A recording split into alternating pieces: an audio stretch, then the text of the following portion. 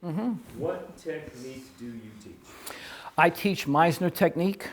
Okay. I learned from a man named Robert X. Modica in New York who studied with Sandy at Neighborhood Playhouse in the 50s, then taught with him, and then went on his own. And he taught it. I had class at Carnegie Hall building in New York. I go, what's that? Why should I study that?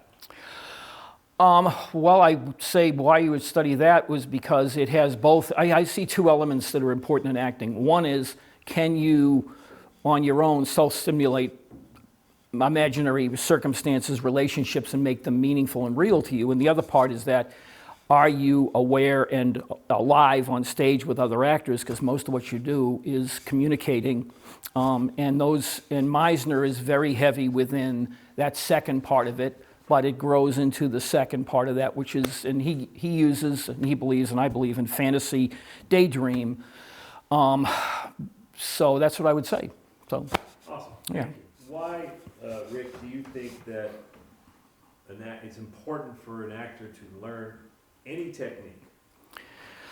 To me, it's like 1 and 1 is 2. You would not, if you were an athlete, and let's say football, or whatever, but football, you would not, who's going to be better? Someone who goes in the gym and learns how to do the things correctly and does them regularly to get stronger, more flexible, all of it, or somebody who doesn't and then they go out in the football field and play. It's the same analogy to me. Everyone has a certain degree of God-given talent, or whatever you believe in, talent. So you cannot teach that, but you can teach people how to use that talent better and better. And that you absolutely can do, just like anything, whether it's, again, woodworking or anything.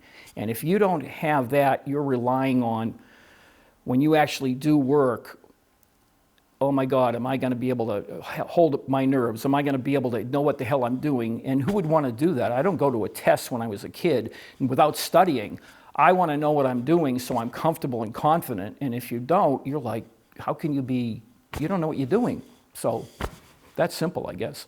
Great, thank you. Now, once a technique is learned, you've got it handled, is it necessary, in your opinion, to continue practicing that technique? Well, I would say, without trying to sound too artsy-fartsy, you never really totally learn.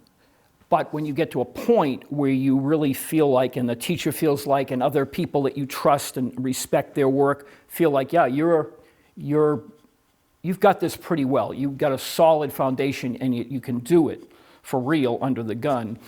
I would say, if you're at that point, it's in your blood and you want to continue at some point, whether you come back to it or you're just going to do that. And if you don't have it in your blood and you don't care about it that much, you're not.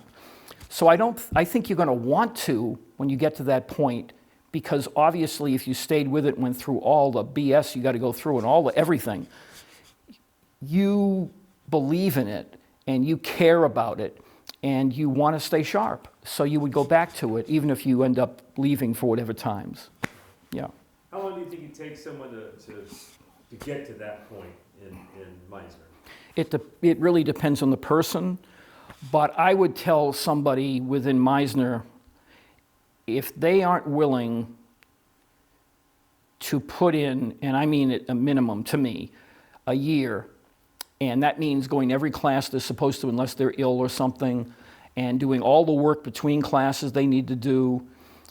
If you don't spend that kind of time, you're going to get something out of it after a few months, something, but you're not going to get to really get the work the way you need to. So that's the minimum to me. But, everybody's different. Everybody's going to... The one thing I would say, I don't care what you're studying. If you basically do it for a cup of coffee and then you go to another way of working, another way, you're just a stupid idiot. You've got to stay with something long enough that you know, okay, I really do understand. I'm not fooling myself. I get it. Now if I want to go and try something else, terrific. But you can't, when I drove, I can't drive a car. I couldn't get in the car and go, okay, this is the second time I'm driving a car. Now I'm going to go out and drive on the highway. It's the same thing. How could you think that? It's just stupid. So. Do you think there's a benefit to studying? I think you kind of alluded to this, more than one technique. If you put time into whatever technique, and then you want to go and get involved with another, I say yes. Because you have a foundation that you're not going to lose, and it's not going to be harmed by another technique. If it's a good technique, it's going to all, because I believe it is interrelated, all good training is interrelated, then I say yes. But you've got to have a foundation of whatever the heck you're doing, whatever it is. If you don't, why go to another technique? Then you're just jumping around, and you've got to tell yourself, hopefully you look in the mirror and you say, you know, I need to really get this and not kind of get it. You know? Brand new person, they got some gift, they got a talent. You can see like, okay, so they're learning like day one Meisner, here we go.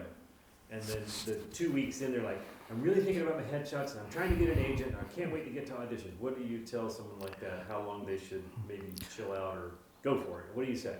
Basically, what I say is you better have patience because you really don't know what you're doing yet. And I always say this to people, and I hope they understand it. I say, I don't want you to stay with me because I'm making money off of you.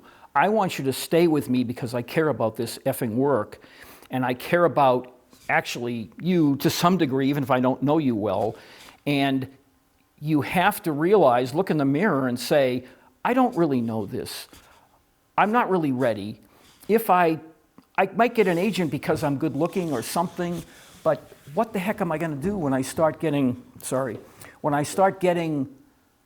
auditions, if I do get auditions? I got a guy right now, really good looking guy, he's military, he was in heavy stuff, and a good guy.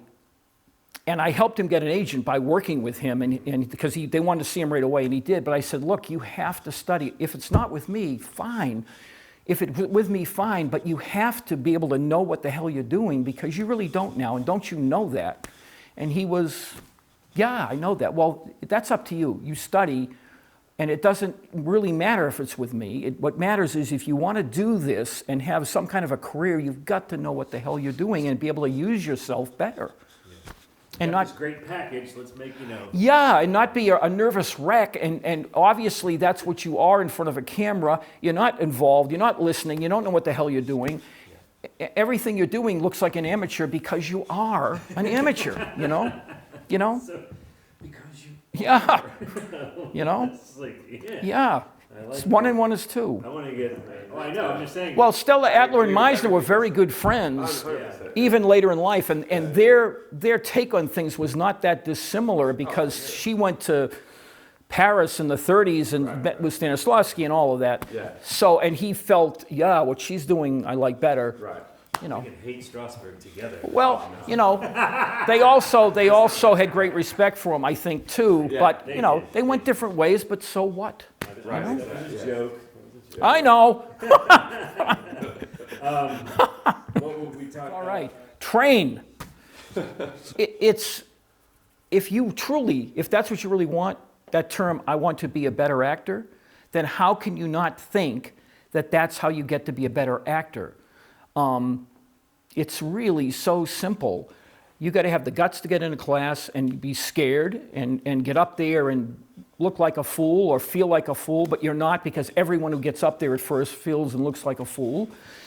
But you got to get involved with it, and you get involved with, and hopefully you get involved with whatever you're being trained, and you actually start going, yeah, okay, I see it. I see other people work. I'm starting to get something when I'm up there myself.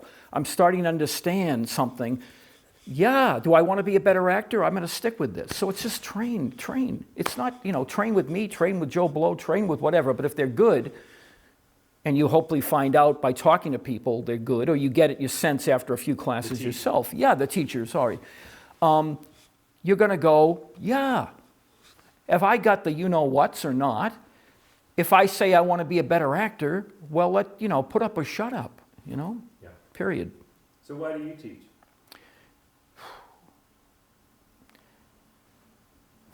Really, I teach because the man I studied with,